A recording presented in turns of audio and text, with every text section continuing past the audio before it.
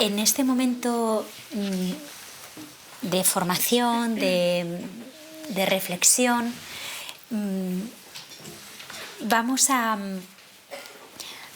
recoger prácticamente como el itinerario formativo que la diócesis os ha propuesto, de una forma como resumida, con estos tres como grandes pasos, ¿no? Por un lado, la liturgia como la vida de Dios dándose, que es lo primero que vimos en la formación del 25 de noviembre.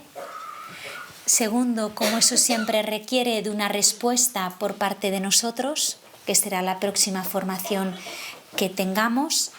Y el tercer encuentro, cómo eso transforma nuestras vidas y nos convierte en testigos. El texto o la frase que recorre este itinerario la encontramos en el Concilio Vaticano II, cuando se definió la liturgia como fuente y cumbre de la vida cristiana.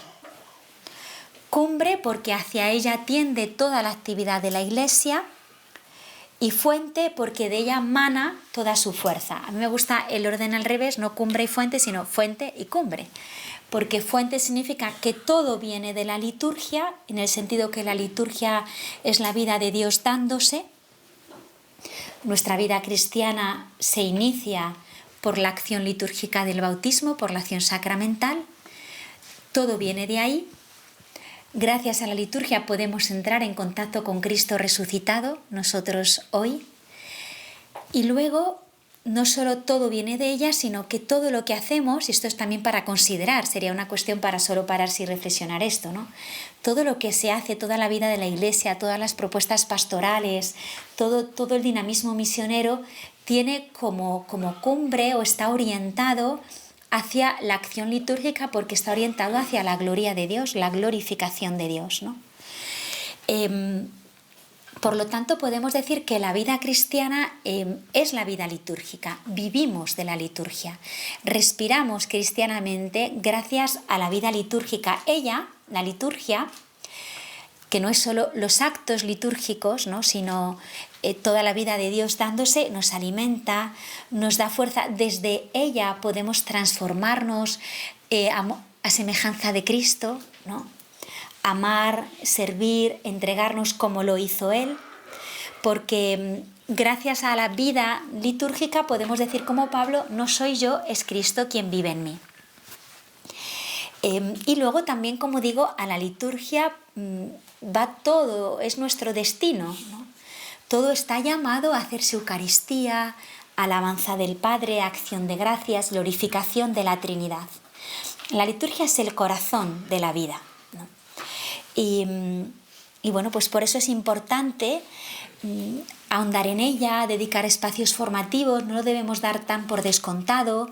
Después del concilio se ha trabajado muchísimo la formación en la escritura, la formación también incluso dogmática, ¿no?, en la cristología, en los núcleos de la fe, pero en el ámbito litúrgico yo veo que todavía hay un desafío formativo, que no significa hacer cosas raras, sino simplemente esto mismo que hacemos, al final nos va dando una sensibilidad, una educación que cuando participamos en la acción litúrgica nos dispone de una forma distinta, ¿no?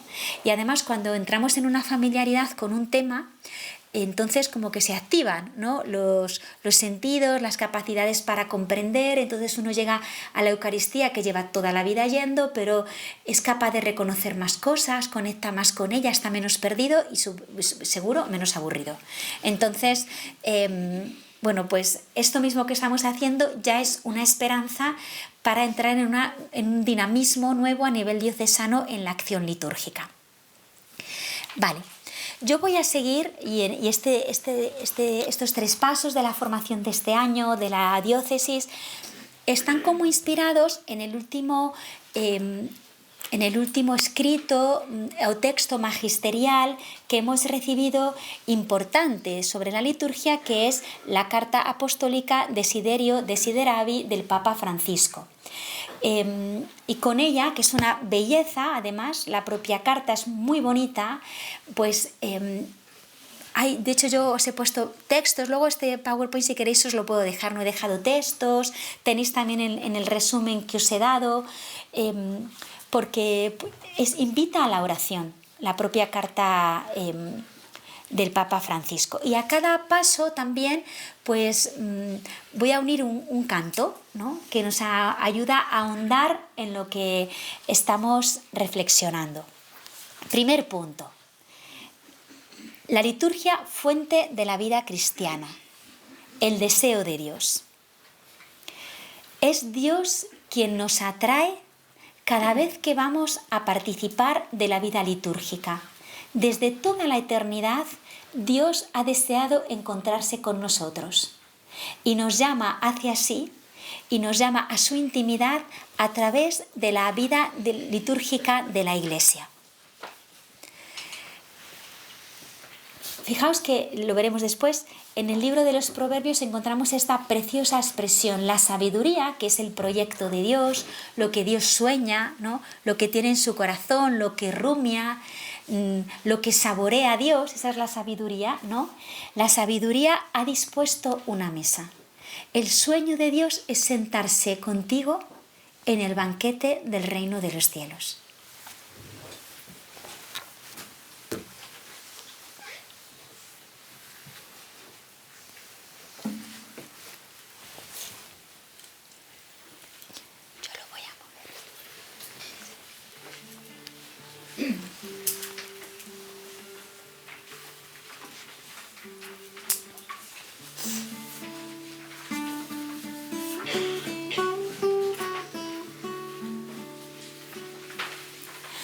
La sabiduría ha puesto una mesa y a los hombres invita al festín.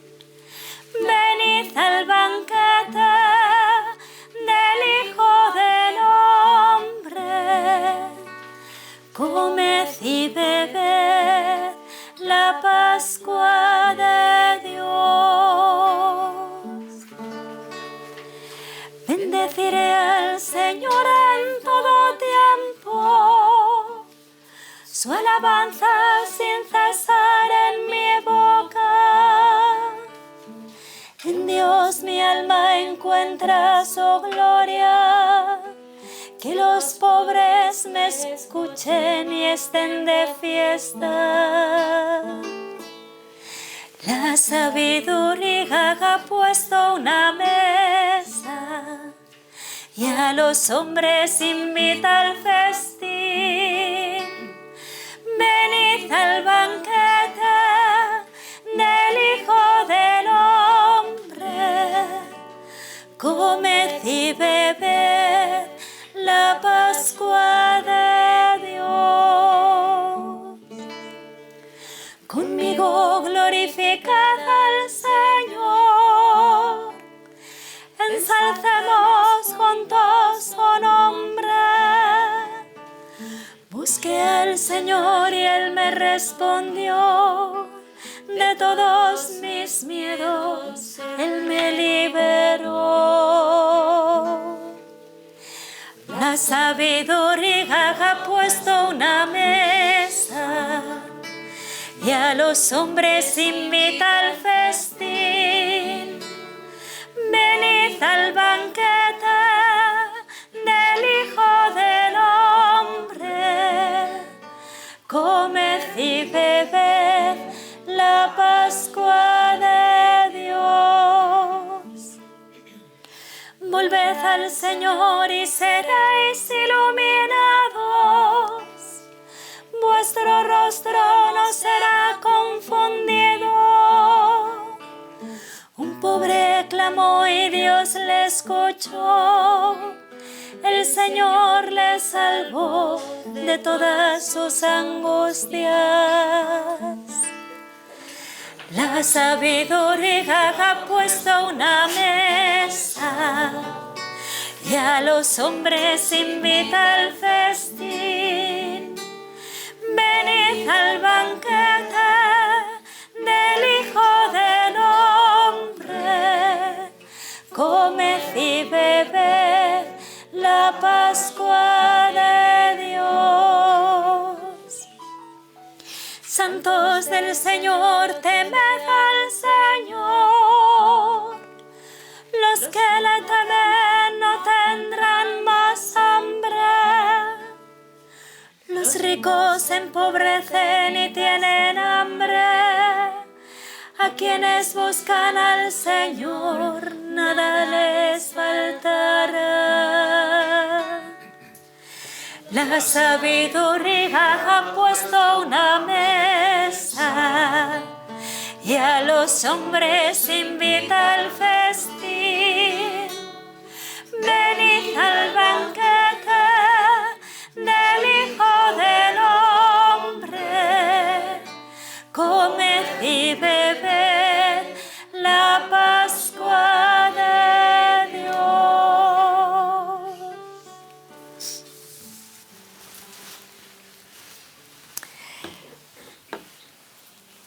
Si decimos que la liturgia es fuente de la vida cristiana, la fuente, este manantial, es el corazón de Dios que desde toda la eternidad ha latido con un doble movimiento, como nuestro corazón. Un movimiento de sístole hacia adentro, lo que es la vida intratrinitaria, el amor entre el Padre y el Hijo y el Espíritu Santo, que es una vida. Dios es dinamismo, es vida, relación. Y también un movimiento de salida, de diástole, de tal modo que su amor trinitario, el propio de las tres personas divinas, brota, se derrama, sale de sí mismo en una donación, en una entrega que no es fruto de una carencia. Nosotros muchas veces salimos porque estamos buscando, ¿no?, algo que responda a nuestras insatisfacciones. Efectivamente, en el caso de Dios, en Dios Trinidad, no es así. Su salida no es fruto de una carencia, sino de una plenitud, como cuando se desborda una concha. Es tanto el amor que hay en Dios Trinidad, entre las personas trinitarias, que se desborda, se da, sobrepasa los límites de la... porque decir límites es ya entre comillas, ¿no? Sobrepasa los límites de la misma Trinidad, que no tiene límites, y por lo tanto llega a todos y a todo. Una de las grandes verdades revolucionarias del cristianismo, de la revelación judeocristiana, y también algo que diferencia a nuestra religión de las otras grandes religiones, es como un nuevo rostro de Dios que hemos encontrado y que se nos desvela en la Escritura. El Dios que se da a conocer en la Escritura rompe con nuestro esquema y con nuestras proyecciones sobre cómo es Dios y quién es Dios. Normalmente nosotros hemos creado una imagen de Dios, pues según las categorías, ¿no?, del espíritu griego, ¿no?, de la filosofía, ¿no?, grecolatina. Un Dios que es plenitud de ser, estabilidad y causa de todo. Yo siempre digo, conclusión, como una bola grande, ¿no?, como un Dios gordo, una bola así cerrada sobre sí misma y grande. Así pensamos que es Dios, ¿no?, de una forma como con las categorías humanas. En cambio, el Dios de la revelación judía cristiana, y quizá este siempre es el camino de conversión que nosotros necesitamos hacer, como dice Jesús a Pedro, tú piensas como los hombres y no como Dios, y este es un camino que constantemente nosotros tenemos que hacer, porque tendemos a llevar a Dios a nuestros presupuestos. El Dios que se revela en la Escritura es bondad, compasión y libertad. Os he puesto un precioso texto de un filósofo judío que dice: Dios rompe con el ser. Al ser en sí mismo, bondad infinita. El ser como lo que está vertido sobre sí, lo que es consistente en sí mismo. Pero Dios, en cuanto que es bondad infinita, ¿no?, se está dando, porque la bondad es difusiva por sí misma. La bondad tiende, ¿no?, a la comunicación. La trascendencia, entendida como acontecimiento, ya no es realización en sí misma, sino bondad. Es decir, Dios rompe con estas categorías nuestras. La trascendencia ya no es algo potente en el sentido como nosotros lo pensamos, ¿no?, que se impone, que que se autoafirma, que es tan consistente como que nos aplasta, ¿no? Cuando uno piensa en esa bola gorda, pues cuidado, como llegue ocupa mucho espacio y encima pesa mucho. No. Dios amor, en las categorías judeocristianas, no se guarda. Dios no es un enemigo del hombre que compite con nosotros como un rival para que no le robemos su fuego. Dios no se retiene, no acapara, no es algo cerrado sobre sí, sino que de su plenitud y por su plenitud, y esto nos pasa cuando vivimos en la plenitud, no tenemos nada que defender. Se manifiesta nuestro Dios como desinterés, descentramiento de sí y entrega al otro, y al otro justamente porque es de semejante. La revelación de Dios a Moisés, ¿no? Cuando dice, he escuchado el clamor de mi pueblo y he bajado para asistirle. Es un Dios que lo ajeno hace propio, que, como digo, sale de su aparente estabilidad, ¿no? Porque el grito, la necesidad del otro, la carencia del otro le reclama. El Dios cristiano se orienta a lo diferente porque en él hay diferencia en cuanto que es Trinidad. Y no lo trata como rival o enemigo, sino como objeto de su amor, ¿no? Qué bonito. Lo diferente no es un obstáculo, lo diferente es una oportunidad. Este movimiento de salida, este deseo de comunión está en el origen de la revelación. ¿Por qué Dios ha complicado la vida? Escuchando los gritos del pueblo de Israel, saliendo de sí mismo hasta el punto de la encarnación, porque Dios es amor. Esto está en el origen de la creación, es la razón de la historia de la salvación y es el sentido de la encarnación. Es la causa de la muerte en cruz, de la resurrección y de Pentecostés. O sea, el porqué de la vida de la Iglesia, el fundamento de los sacramentos y de la liturgia es este movimiento de Dios que quiere darse. A Dios no le ha bastado su propia vida y no quiere ya nada sin ti. Dios no quiere vivir toda la eternidad sin nosotros. Esto es impresionante. Y por eso ha salido a buscarnos. Por eso salió a buscar a Abraham, por eso salió a buscar a Moisés, por eso creó el pueblo de Israel, por eso se encarnó su Hijo, murió en la cruz por nosotros, fundó a la Iglesia. Todos estos conceptos no son conceptos abstractos. Eso es lo que ha hecho posible que tú estés hoy aquí.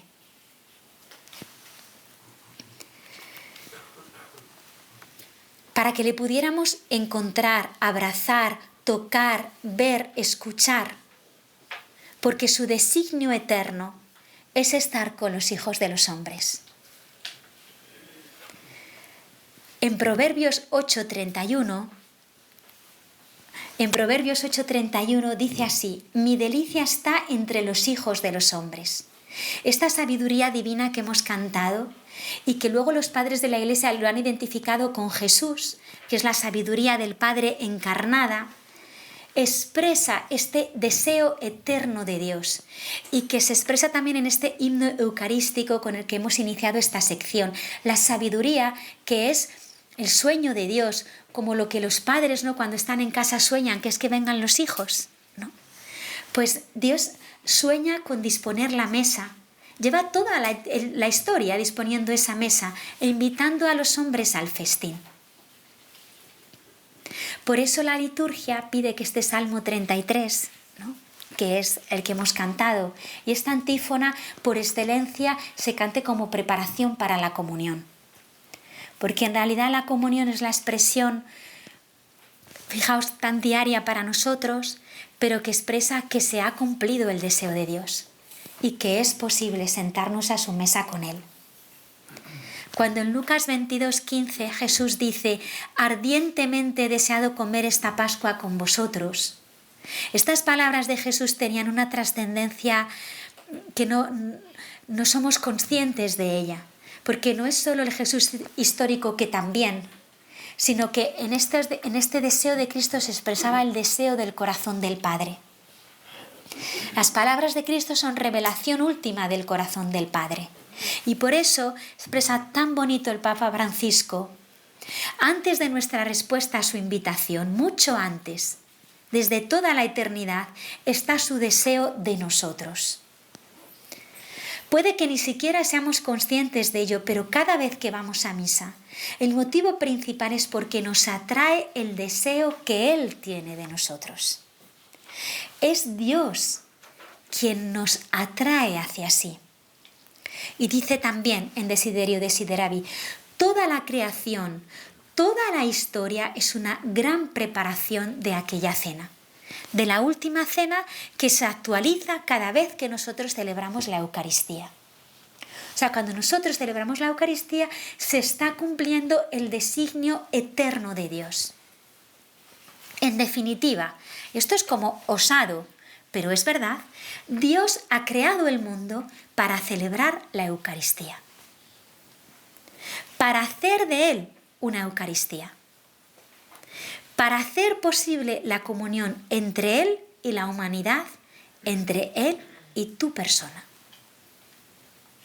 Así que lo primero en la vida cristiana, lo primero en la liturgia, es el amor de Dios, su voluntad de salvación, su deseo de comunión. No somos nosotros los que buscamos a Dios y vamos a encontrarle. Somos atraídos, llamados, buscados por una corriente de vida que dice, ven a mí.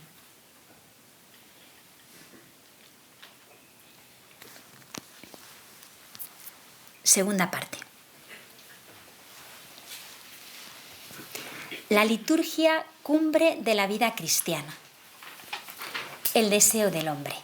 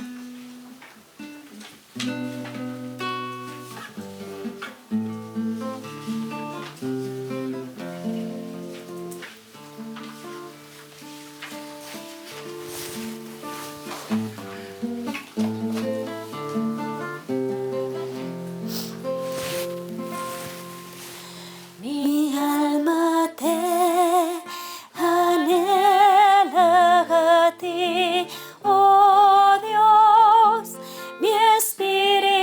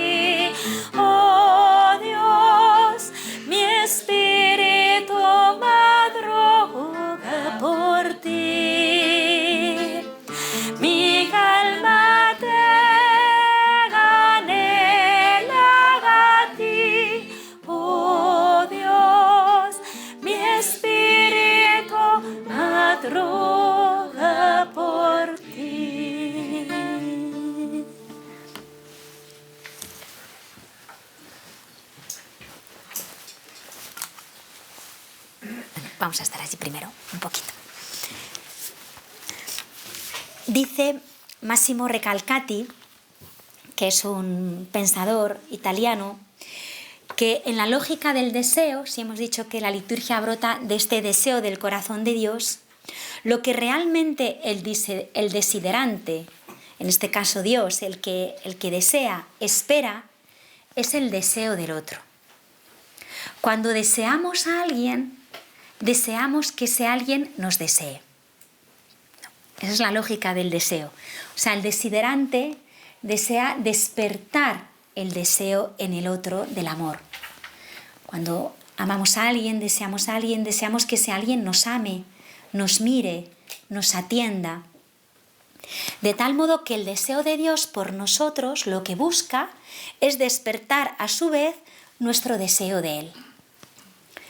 El amor precedente de Dios, por lo tanto, está en la raíz de toda nuestra búsqueda religiosa. Lo que dice también, por Dios, el pensador francés Agustino. Bueno, no me buscarías si no me hubieras encontrado. El amor llama al amor, Blas Pascal, ¿no? No me buscarías si no me hubieras encontrado. Es decir, hay algo ya mío, nos dice Dios, porque esto nos lo dice Dios, en tus propias búsquedas. Estoy yo antes que tus búsquedas. Esto es lo que dice Pascal, ¿no? Dios nos precede incluso en nuestras búsquedas. El amor precedente de Dios está en la raíz de nuestra atracción a Él. Por eso el primado de la gracia, ¿no? No somos nosotros los geniales que tenemos mucho espíritu religioso, sino que incluso eso mismo es obra de la gracia. Él nos llama para encontrarse con nosotros como amigos. Y la liturgia permite este encuentro, esta relación, este diálogo, a través de la palabra de Dios, a través de la comunión eucarística, a través del perdón sacramental y de tantas acciones litúrgicas, ¿no? Y pequeños gestos y símbolos litúrgicos que están sembrados a lo largo de nuestro día. Desde esta lógica de los deseos, Cristo es el encuentro entre estos dos deseos.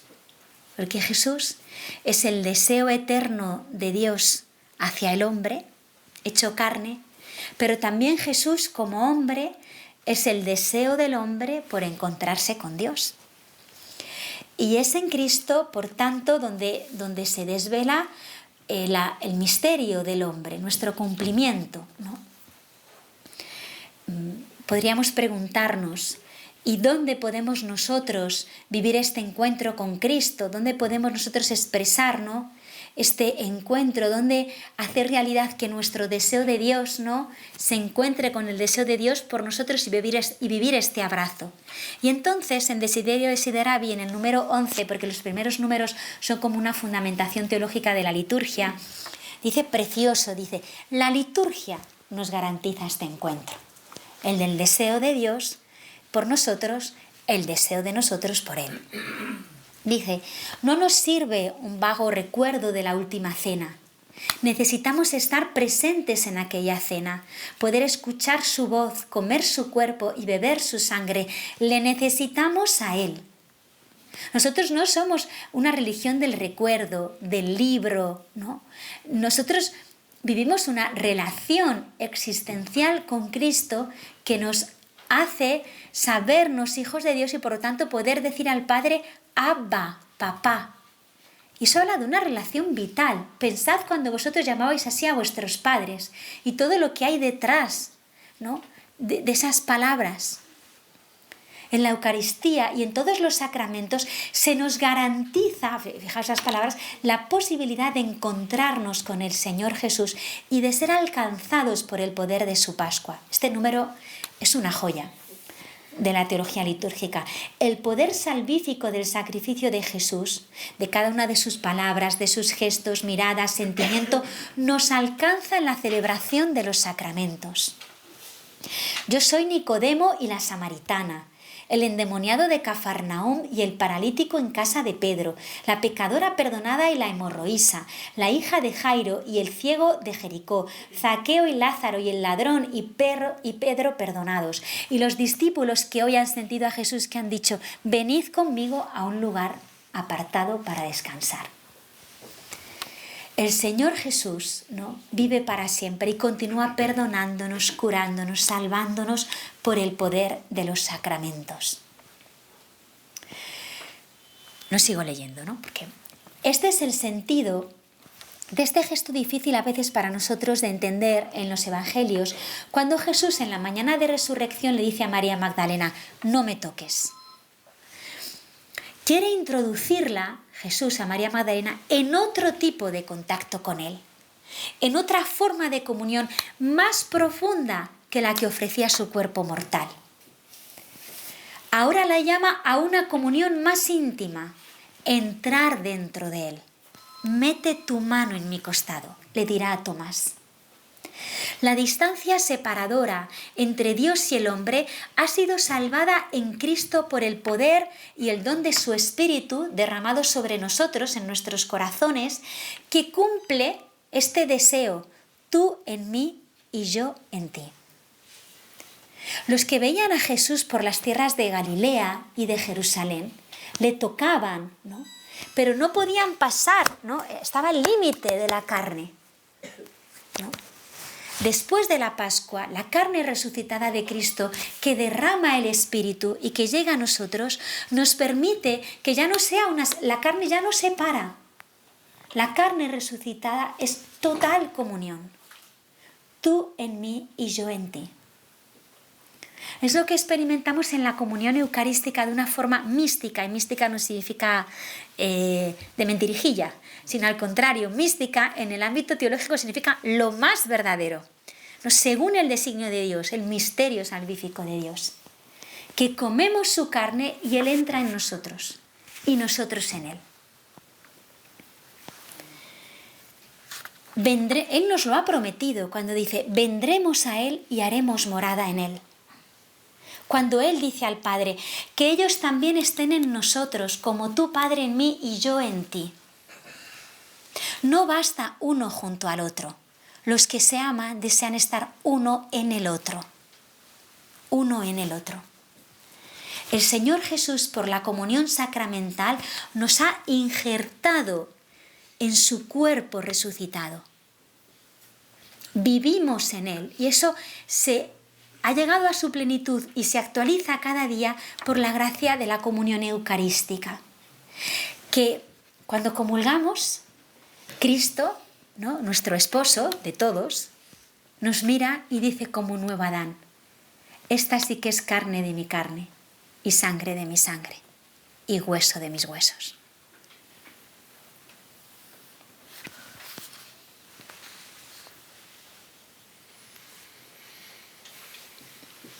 Y cuando se da esa comunión, cuando empezamos a vivir uno en el otro, el amor tiene un poder de transformación y nos hace uno semejante al otro.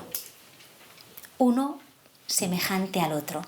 Adquirimos los gestos, las posturas, ¿no?, como pasa con los hijos respecto a los padres, también entre nosotras.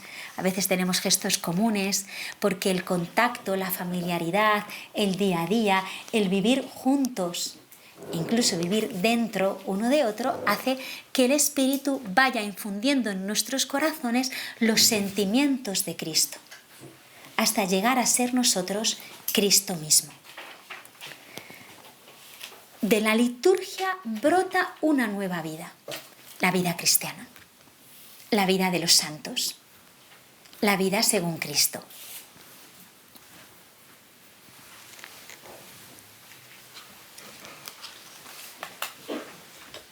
Son fotos de nuestro monasterio, para así daros ganas de venir y devolvernos la visita.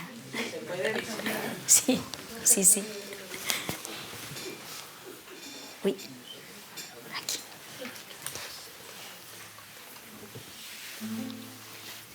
Cógele el micrófono, cerquita de mí.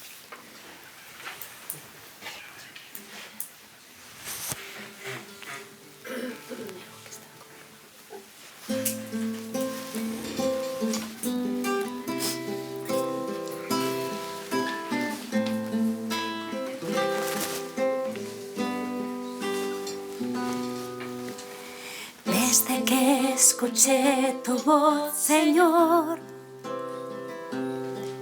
Yo dejé atrás mi mundo y mi todo has sido tú. Con mis ojos puestos solo en ti, aprendí a mirar también en torno a mí y junto a ti caminaré. Te seguiré, me guiarás, oh Señor, te encontraré entre la gente codo a codo.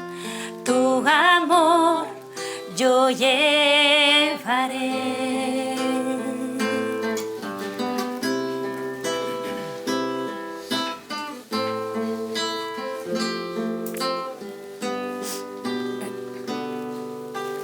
Has venido para liberar y sanar los corazones que sin ti no encuentran paz. Siervo de los pobres quiero ser, signo de tu amor para la humanidad. Y junto a ti caminaré, te seguiré, me guiarás, oh Señor, te encontraré entre la gente codo a codo. Tu amor yo llevaré.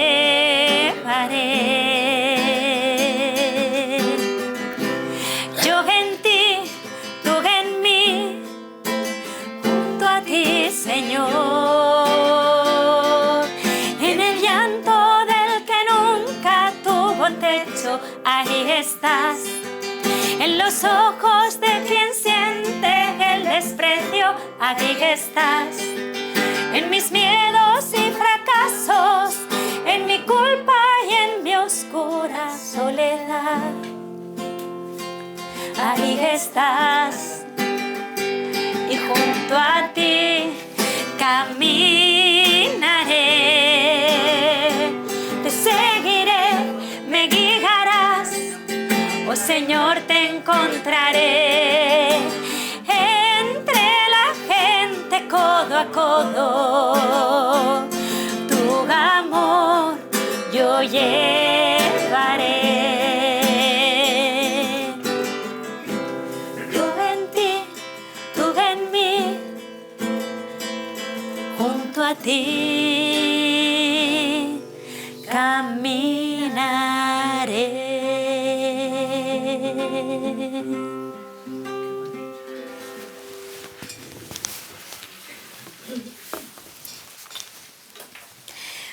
Como decíamos, por el bautismo somos incorporados, injertados. Estos participios tendríamos que pensarlos, ¿no? Y fuesen casi nuestra materia de oración para cada día. Incorporados, injertados, sumergidos, hechos partícipes del misterio de Cristo. Somos hechos Cristo mismo. Se realiza en nuestra vida la identificación con Cristo que San Pablo explica en sus cartas tan bonito con el prefijo sin en griego, ¿no? Que es estar con, sufrir con, morir con, estar sepultados con, vivir con Cristo.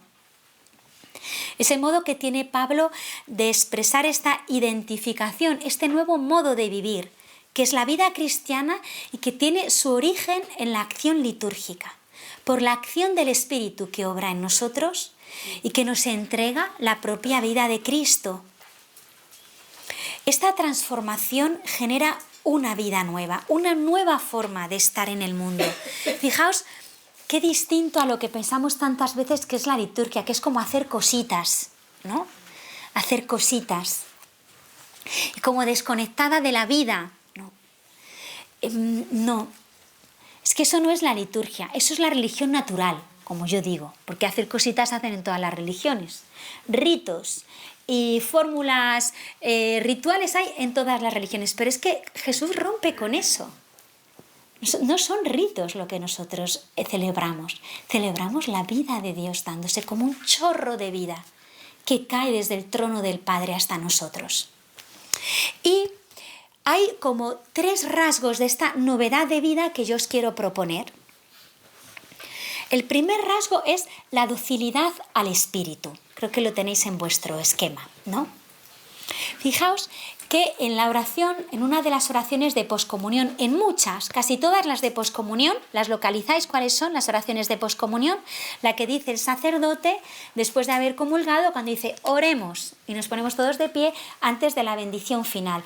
Ahí, si estáis atentos, normalmente, ¿no?, en la teología de las oraciones, esa oración expresa normalmente esto: que lo que hemos recibido se haga vida de nuestra vida. Normalmente, ¿no? Dice así, por ejemplo, la que yo he cogido, que es la de la semana 27, ¿no?, de todo el tiempo ordinario.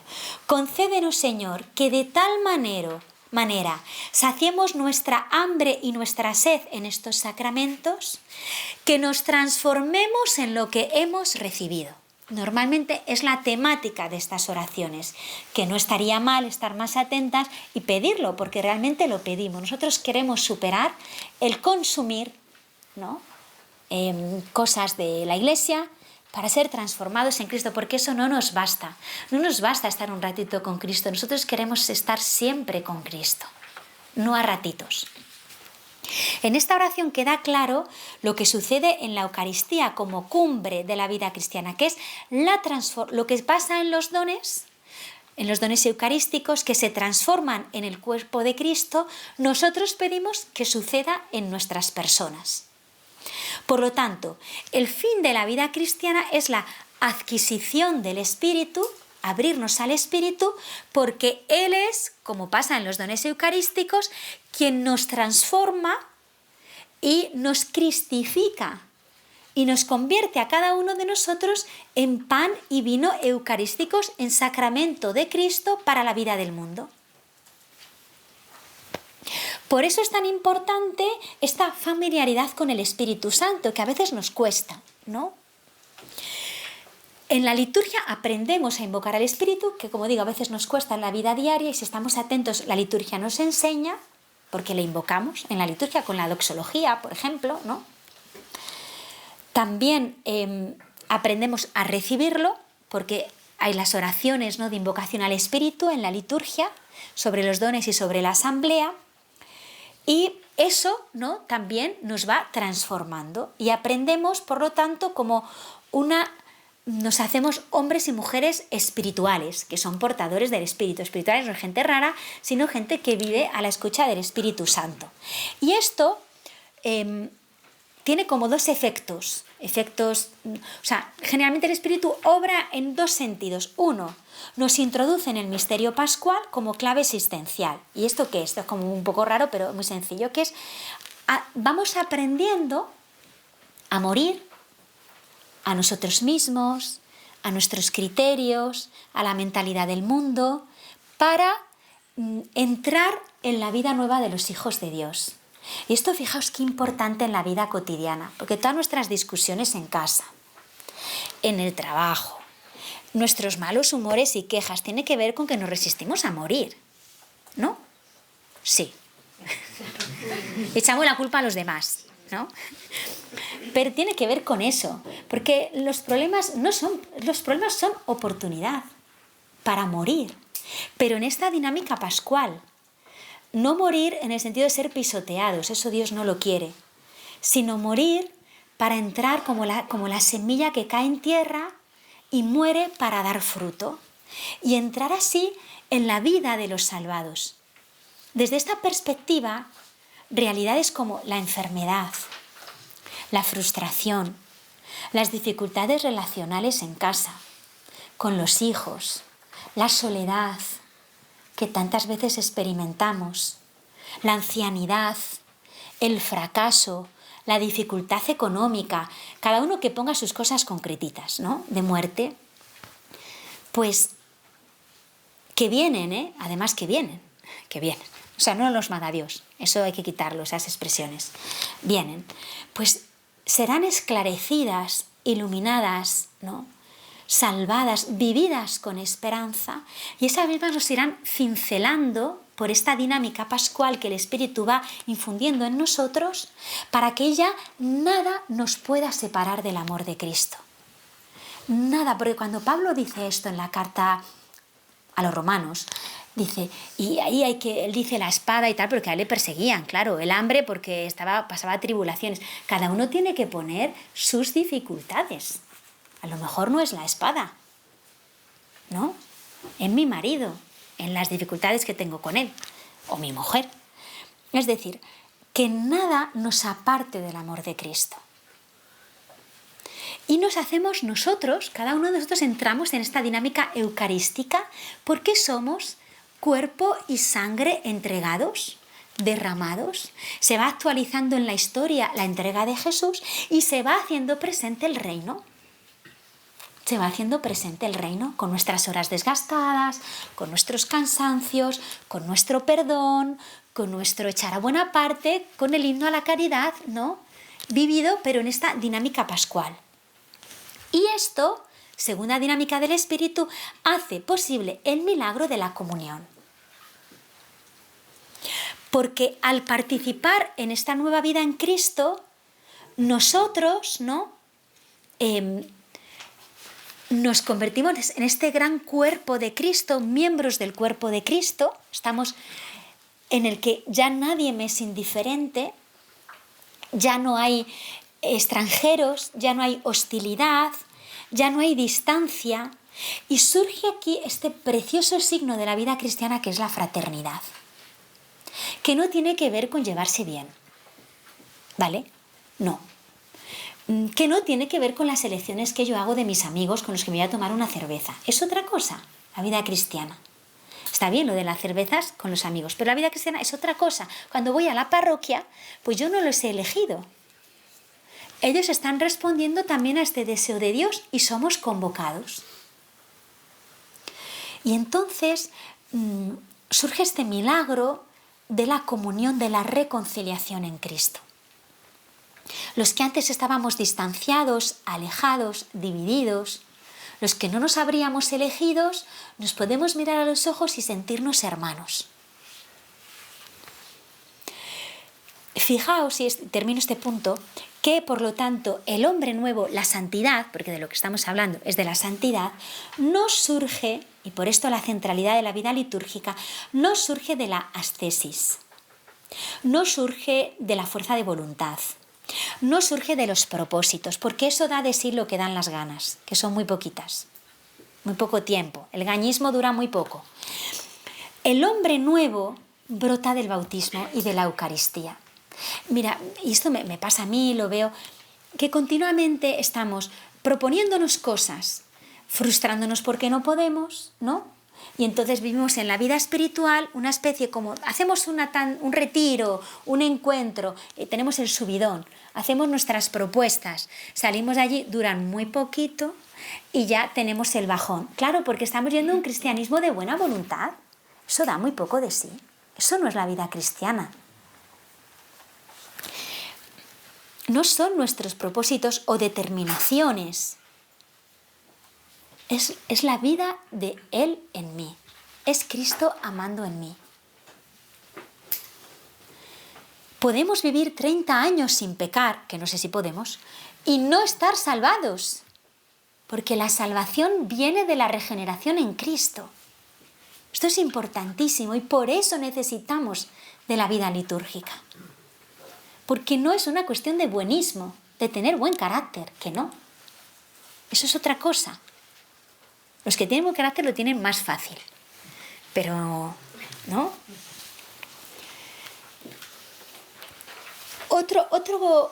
Otro rasgo de esta nueva vida, ¿no? Uno, esta docilidad al Espíritu que hace posible una nueva forma de vivir en esta dinámica pascual que crea la comunión. Segundo, la vía sacramental o simbólica. Sí, voy a ir terminando.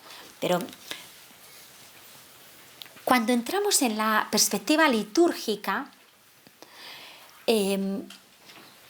aprendemos una nueva forma de relacionarnos con nosotros mismos, con los demás, con las cosas, con la creación. Se nos educan los gestos, las palabras, los sonidos, el trato con el cuerpo, los silencios, los movimientos. Es decir, empezamos a dar importancia a los pequeños detalles. No da igual. No da igual que las cosas estén limpias o no. No da igual que haya una decoración floral o no. No da igual que yo haga mucho ruido o no. No da igual. Y esto que vamos aprendiéndolo en la vida litúrgica informa una nueva forma de estar. Porque, hombre, lo que no vamos a hacer es desvivirnos porque esté la parroquia muy bonita y luego ser unos taleos en casa. Eso no tendría sentido. Porque al final la vida litúrgica educa en nosotros una vida atenta al símbolo, al detalle, a la belleza, a la armonía. El hombre se hace capaz de los símbolos y entonces se crea en nosotros una sensibilidad, una estima por los pequeños detalles. Como digo, la posición del cuerpo, la comida, la palabra. De este trato sacramental, ¿no?, pues brota una forma de estar distinta en la realidad, ¿no? Una forma de estar, no lo he puesto aquí, donde somos capaces de una contemplación, nos paramos, somos finos, ¿no? Nos paramos, no somos impulsivos, dejamos que las cosas y los otros, ¿no?, revelen su presencia, somos atentos a la belleza. O sea, la liturgia nos enseña a mirar y tratar la realidad. Y por último,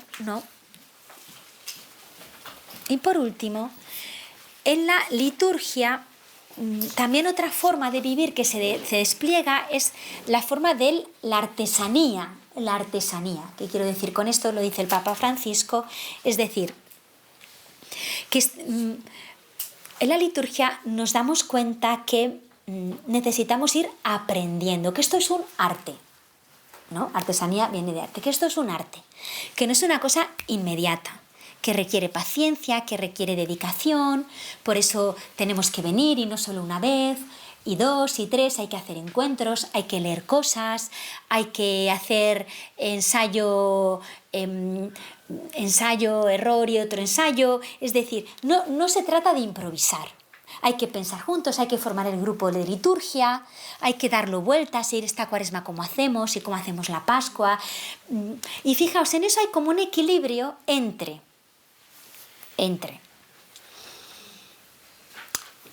una cierta creatividad, que no tiene que ver con hacer cosas raras, sino escuchar al espíritu,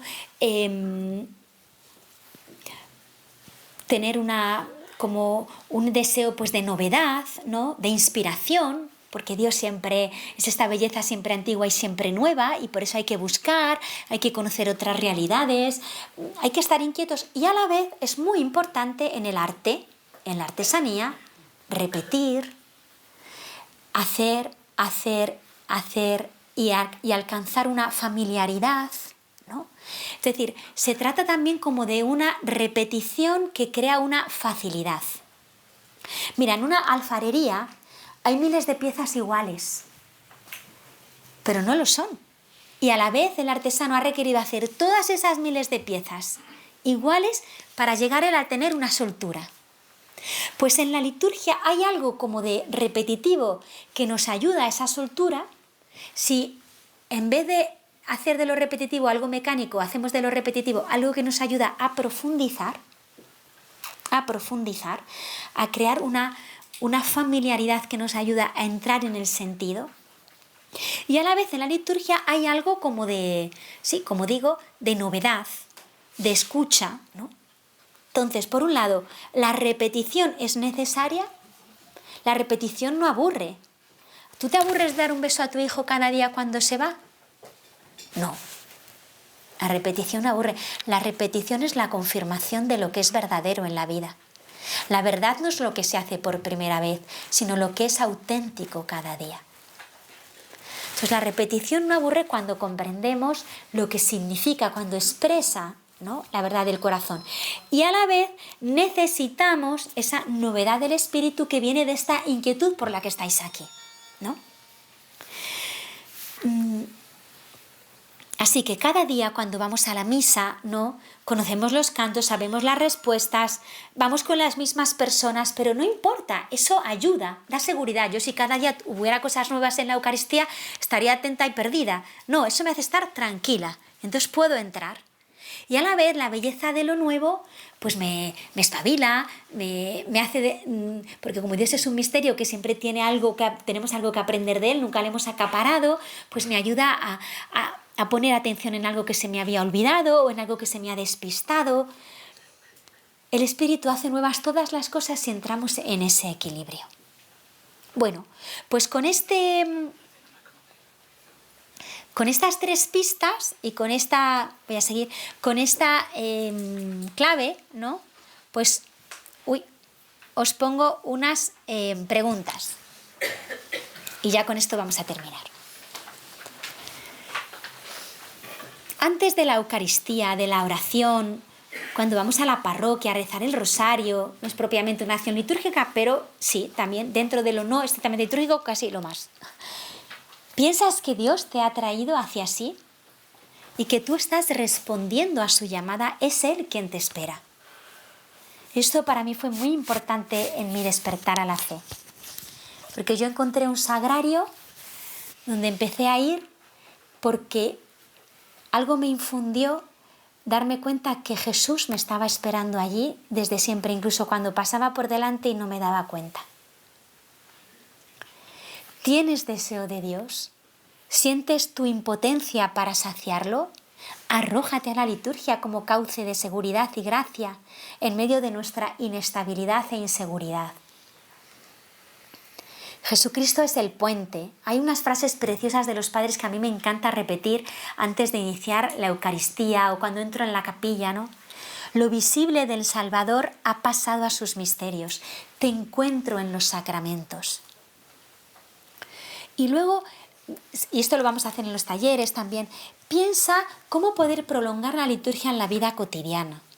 Por ejemplo, prolongar algún gesto de la liturgia en nuestra vida, el gesto de la paz, ¿no?, partir el pan cuando bendecimos la mesa, tener un momento de escucha de la palabra en nuestra casa, no lo sé, eso luego lo vamos a ver, ¿no?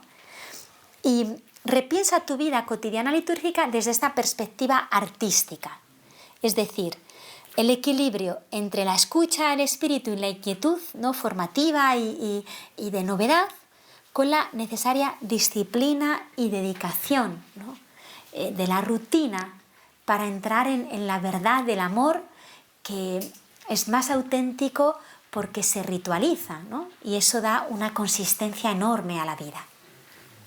Bueno, desde aquí realmente, pues sí, la liturgia es la fuente de la vida cristiana y es la cumbre de la vida cristiana.